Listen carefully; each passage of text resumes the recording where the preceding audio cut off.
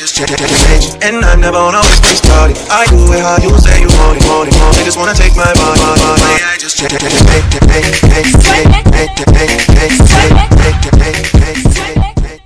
Hola, ¿qué tal? Mi nombre es Elena Vinces, soy estudiante de la Universidad Técnica de Manabí. Este es mi proyecto de fin de ciclo. Esta asignatura se llama Liderazgo Profesional. Mi docente es la ingeniera Nimia Macías Zambrano. Les hablaré un poco acerca del personaje que yo escogí para hacer este proyecto. Bueno, vamos a hablar un poquito acerca de sus datos personales, ¿ok? ¿Y qué les puedo decir de él? Bueno, el líder que yo seleccioné se llama Jorge Mario Bergoglio, más conocido como el Papa Francisco. Bueno, ¿qué les puedo decir? El Papa Francisco nació un 17 de diciembre en Buenos Aires en el año de 1936. Es el actual Papa de la Iglesia Católica. Inició su pontificado en marzo del 2013. Tras ser elegido conclave después de la inesperada renuncia de Benedicto XVI, el cardenal Jorge Mario Bergoglio tomó tras su elección el nombre de Francisco. Nunca antes un jesuita había sido elevado al solio de Pedro y además es el primer papa de origen hispanoamericano, después de 21 siglos de pontífices originarios de Europa o de Oriente Próximo. Nació en el seno de una familia modesta. Sus padres fueron emigrantes italianos. Su padre se llamó Mario Bergoglio, al igual que él, y su madre se llamaba Regina, que fue una ama de casa. Tras graduarse como técnico químico a los 21 años, se dio cuenta de su vocación religiosa. Ingresó al seminario jesuita de Villa en Buenos Aires, del cual egresaría sacerdote el 13 de diciembre de 1969, pocos días para su cumpleaños. Antes de su ordenación había sido profesor en colegios de la Compañía de Jesús en Santa Fe y en Buenos Aires. En ese tiempo también perdió un pulmón debido a una enfermedad respiratoria. Actualmente la extirpación de su pulmón no complica nada su vida cotidiana. Su brillante trayectoria presbiterial circunscrita a la Compañía de Jesús lo convirtió en provincial argentino de la misma en unos tiempos duros y violentos, los de la dictadura militar, en los que le tocó volver a encauzar la misión pastoral de la orden religiosa que fundará San Ignacio de Loyola.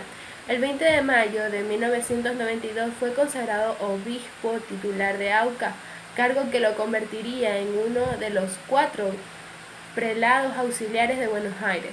Más tarde se le designó obispo coadjutor de esta arquidiócesis, de cuya dirección se hizo cargo ya como arzobispo. El 28 de febrero de 1998 y inició entonces una intensa labor pastoral basada en 2 líneas complementarias. Primera, la predicación entre las clases populares y la denuncia de las injusticias económicas y sociales. Acompañó esta labor con ejemplos de morigeración en sus ocupaciones y costumbres, las críticas a la corrupción administrativa primero y más tarde su firme oposición a la legalización del matrimonio homosexual enturbiaron sus relaciones personales e institucionales con el presidente argentino Néstor Kirchner y su esposa sucesora Cristina Fernández. El Papa Juan Pablo II lo nombró cardenal con el título de San Roberto Bellarmino el 21 de febrero del 2001. Y bueno, eso lo convertía en la máxima autoridad del catolicismo en Argentina, en su país. También fue presidente de la Conferencia Episcopal Argentina y del Consejo Episcopal Latinoamericano, CELAM. En el cónclave celebrado tras el fallecimiento de Juan Pablo II en el 2005 obtuvo 40 votos papales, pero la elección se decantó en favor del alemán Joseph Ratzinger, que es conocido como Benedicto XVI. Al parecer, durante las 2 primeras votaciones, el Papa Francisco eh, llegó casi a pedir con lágrimas en los ojos al resto de sus hermanos cardenales que no votaran por él, porque no se sentía con fuerzas para asumir el destino de sumo pontífice. 8 años después, la renuncia de Benedicto XVI, el 28 de febrero del 2013, fue el evento que posibilitó la ascensión del cardenal argentino al solio de Pedro, para el cual fue elegido el 13 de marzo del mismo año. Así se convertiría en el primer pontífice latinoamericano y en el primer santo padre jesuita de la historia de la Iglesia. Así, como en el primero de sus papas que adopta el nombre de Francisco, y ya se imaginarán el nombre de quién, honor de quién, de San Francisco de Asís. La elección de este nombre cuadra con el carácter de este nuevo pontífice, cuya modestia y humildad ya eran patentes en su etapa como arzobispo y cardenal, en la que renunció a su coche oficial y a su residencia palaciega para vivir en un pequeño apartamento donde él mismo preparaba sus comidas.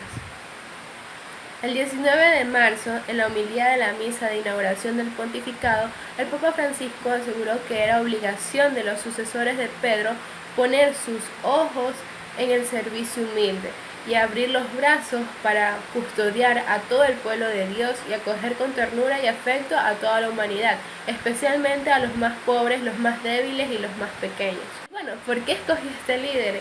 En serio de que me parece un modelo a seguir, es un modelo cristiano al que de verdad creo que simplemente para mí es un modelo a seguir en su sonrisa, en su humildad, en sus enseñanzas. Todo lo que tú aprendes de sus homilías como que te llena el corazón y como que te enseña a que puedes ser una mejor persona. Y recuerdo también que recuerdo una frase de Don Bosco que dice: no hay jóvenes malos, hay jóvenes que no saben que pueden ser buenos y alguien tiene que decírselos. Y y el testimonio que da Francisco con sus acciones habla sobre un gran amor por la juventud y todo el pueblo en general, especialmente de los que más lo necesitan. Simplemente me parece un modelo a seguir. Y las principales virtudes de este líder: Francisco renunció a vivir en el palacio episcopal y prefirió en su lugar la casa Santa Marta en el Vaticano. Bueno, ¿y qué más les puedo decir? Es una persona humilde que se dedica a servir a los demás. Y esa es entre las principales virtudes, pero también ¿qué hay con sus defectos? El Papa Francisco también ha reconocido que tiene muchos defectos, pero advirtió que el aceptarse como un pecador le permite sentir la misericordia de Dios, que siempre perdona y recibe a todos los seres humanos en su amor. Es decir, es un ser totalmente humilde que reconoce sus errores y los fallos que ha tenido. Francisco ha sido tajante respecto a lo que demuestran algunos sacerdotes, como el arribismo, la arrogancia, la hipocresía, la corrupción y el estar más dispuesto a juzgar que a mostrar compasión. Entonces él, con su ejemplo, con su estilo de vida, nos está mostrando el verdadero camino que todo cristiano debería seguir. Y bueno, ¿qué características de la personalidad del líder me llaman la atención? Como ya dije, su humildad, su sencillez, la sonrisa. Con esa sonrisa te dice que se siente amado por Dios y te invita a ser amado también por Él. Es una persona que acoja a cualquiera que se acerca a Él y lo llena con su alegría, es una persona muy jovial. Y eso es lo que puedo decir. ¿A qué se dedica y cuántos seguidores tiene a su cargo? Pues es el Papa de la Iglesia Católica, es decir, la Iglesia cristiana más numerosa, o sea, 1.200 millones de fieles. Entonces imagínense, es una gran cantidad de personas y él decidió hacerse cargo de todos nosotros. Describir algún acontecimiento importante que marcó su liderazgo. La verdad, existen un montón de acontecimientos que me han parecido importantes, pero les voy a hablar sobre 16 que me parecieron más interesantes, aunque creo que por falta de tiempo no voy a poder hablar tanto. Y bueno, entre ellos puedo decirles que ha ayudado mucho a la caridad.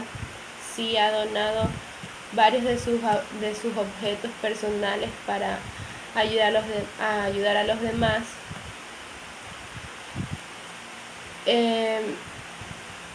¿Qué les puedo decir? Que sostuvo una misa en la capilla en una prisión para jóvenes. En Semana Santa él le besó los pies a un criminal.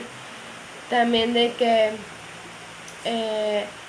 pidió la protección de los bosques del Amazonas. El Papa Francisco ha escribido encíclicas que hablan acerca del cuidado de nuestro planeta, que es nuestro hogar y que es la herencia que Dios nos ha dejado. También de que, ¿qué más les puedo decir rapidito así?